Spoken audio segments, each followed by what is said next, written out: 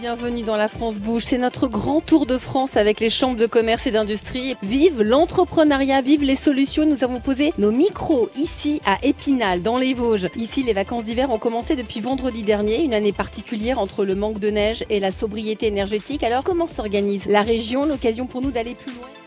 Il est urgent de faire attention à cette consommation d'énergie, à être de moins en moins énergivore. Même si c'est imposé, la prise de conscience est là depuis longtemps. Ici, dans les Vosges, il y a la culture du bon sens qui se voit à tous les coins de rue. Je pense que ça peut faire figure d'exemple. On a conscience qu'on a la chance d'avoir un patrimoine touristique hyper important. On a la nature. On est vraiment concentré sur la qualité de vie au travail. Les Vosges a aussi une façon d'être qui est bien tournée sur l'innovation et une autre façon de voir les choses. C'était tout naturel pour nous de nous dire qu'on va venir s'installer ici.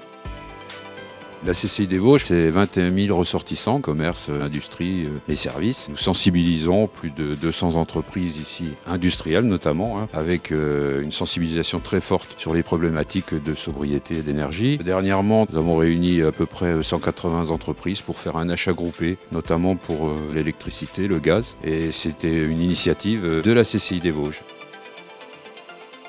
Très clairement, aujourd'hui, on a un problème économique avec l'énergie. On achetait, il y a encore quelques temps, le mégawattheure 60 €. Aujourd'hui, on l'achète 450 €. Notre problématique, c'est la résilience. On travaille les énergies alternatives, l'éolien, le solaire et bien entendu l'hydroénergie. Je pense qu'aujourd'hui, une des forces de la CCI, c'est de pouvoir effectivement aussi travailler en réseau sur un territoire. C'est fondamental devant les enjeux de demain.